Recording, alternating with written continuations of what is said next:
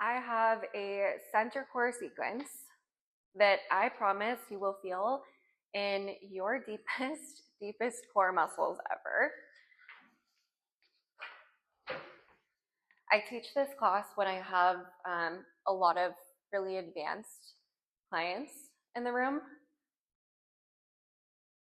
People that are really wanting to work on their pelvic floor stability, people that are really wanting to set their core in, protect their lower back, and they want to do it all in the shortest amount of time possible. So we're maximizing effort here. I'm going to go for heavy springs for my machine.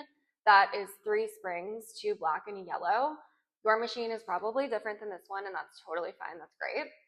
Take a spring that is your heaviest load that you can do for a laying down crunch, okay?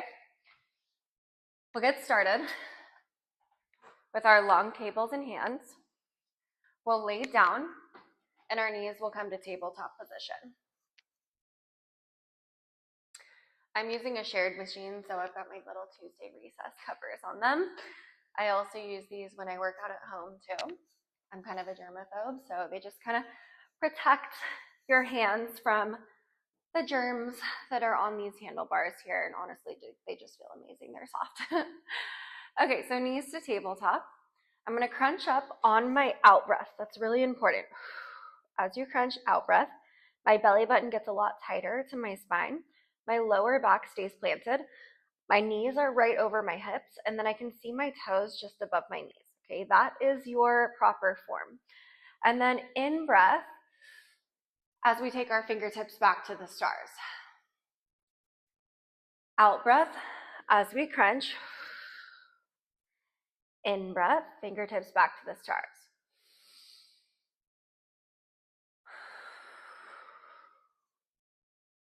We'll head almost immediately into some variations because this is a more advanced Pilates class for center core. In 10 seconds, we'll crunch up and hold, lengthen our legs all the way out. In 5, in 3, 2, and 1. Crunch, hold. Now from here, I'm going to stretch my legs all the way out and just take a couple little flutter kicks. Notice how my lower back stays planted. A lot of the times I see people go wrong because their center core is lifting up. Lower back stays planted. Don't worry, I'll change the lights back soon. Okay, and now your feet stay still. And we'll take some small controlled hundreds. Small and controlled hundreds. Crunch up and hold one more time in 5, in 3, 2, and 1. Crunch up, hold, belly button down. Now here we're just gonna pedal out the legs. Getting the lower core, warming up the obliques. See if you can flex your foot when you stretch your leg. Point your toe as you pull your knee in. Foot choreo is important as well. And then we'll pull the right knee in 5. Frame the right knee. 3, 2, and 1. Pull right knee in, frame right knee, and just pulse right here. Reaching the fingertips to the front of your room, towards your springs in a way. Same thing on the left in 5, in 3, 2, and 1. Same thing on the left. Right shoulder is lifted, left shoulder is down. Toes to the stars in 5, fingertips to the stars. 3, 2, and 1. Toes and fingertips to the stars. Let's start just by reaching for our shins. A lot of pulsing going on. Again, this is max effort, little time, getting the most payout that you possibly can. This is something I would do when I have very little time to work out in the day, but I still want to get a tough workout. All right, we'll go back to our crunches here, and we'll finish up just in your crunches.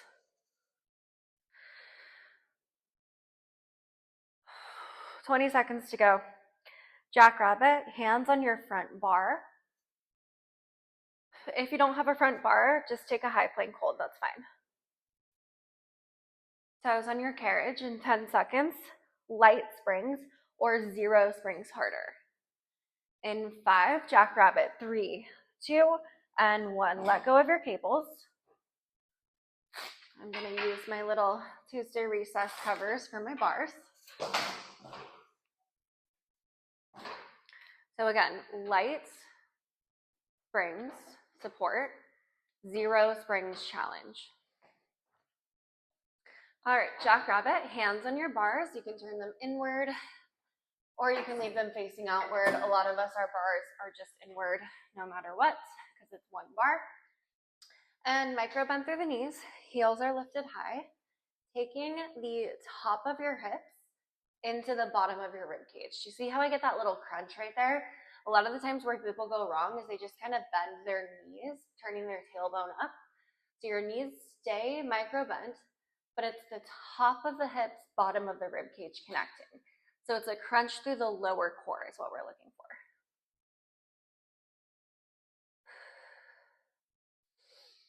In as you lengthen, out as you crunch.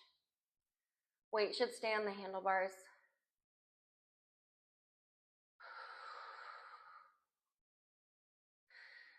Halfway hold.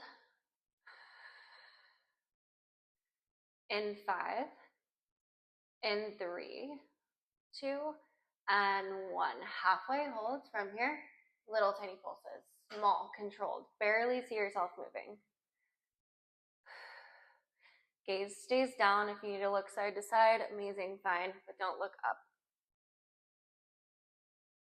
Bend your knees, dropping them down onto the platform below you. High plank hold in 3, 2, and 1. Bend your knees and drop them down onto the platform below you. High plank hold.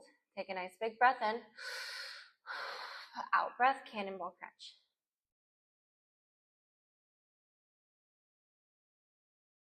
Hips stay about the same height as your shoulders. In 10, knees under hips. In 5, hold there. 3, 2, and 1. Knees under hips, hold. Now we'll just kind of tick-tock side to side through the knees. Bending your knees, dropping them down to the carriage below you. In 5, in 3, 2, and 1. Immediately push your hips forward and slide back. This is called an ab roller. Our shoulders should stay relatively the same height as we slide back. You'll find the heel of your palms and then slide forward, shoulders stack over wrists, not in front of wrists. Tailbone tucked down, pelvis turned up, top of the hips rolled back. Lengthening all the way out. In 5, in 3, 2, and 1. Lengthen, hold. Tuck the hips up, down, for 5. Knees hip width distance in 3, 2, and 1. Knees hip width distance, come in about 2 inches, and now reach. Take note if your hips are starting to wag side to side. You want to stay really slow and really controlled through the lower half, not a lot of movement there. In 8 seconds, come down for a saw, drop all of your springs off if you have any on. In 3, 2, and 1. Come down to a saw, drop your springs off if you have any on.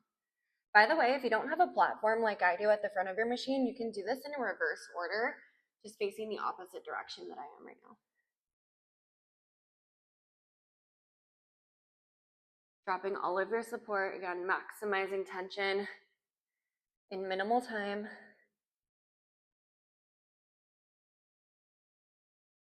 Lengthening all the way out in 5. Hold in 3, 2, and 1. Lengthen all the way out, hold, and now pulse it back and forward. I'm getting definite shakes through my core right now. Hopefully you are too. That means you're in that deep muscle fatigue. 1 crunch just to reset the spine in 3, 2, and 1. 1 crunch just to reset the spine. Adding a yellow spring when your knees are pulled in. Yep. So light springs, whatever that is for you, just add one support. And then we'll walk the plank. Same thing, your hips need to be really, really still here, really similar to the reach. Stepping your knees a little bit further apart will help with stability. Turn your obliques on a little bit. We got 15 seconds to go. Sphinx on deck. Start to walk your hands forward to the front edge of your platform. In 5, Sphinx, 3, 2, and 1. Hands wrapped around the front edge of your platform. If you're on your carriage, they can just be on the carriage wherever you want, as long as you have enough room to bend your elbows. Drop them down to the platform or the carriage. Keeping your hips still, lift yourself back up. It's kind of like a combo between an ab roller and a tricep push-up. This is where we're finishing. 20 seconds and you're done with that spicy core burner. 15 seconds, keep breathing. You got 10. You got 5. You got 3, 2, and 1. All right, that was tough. Hopefully it was tough for you as well. I have other classes on my channel. If you want to keep going with core, keep going. My recommendation would be to head for maybe some inner thigh work. Continue to focus on that deep core, pelvic floor. I've got lower body work on my channel as well. Let me know what you want to see next, and thanks.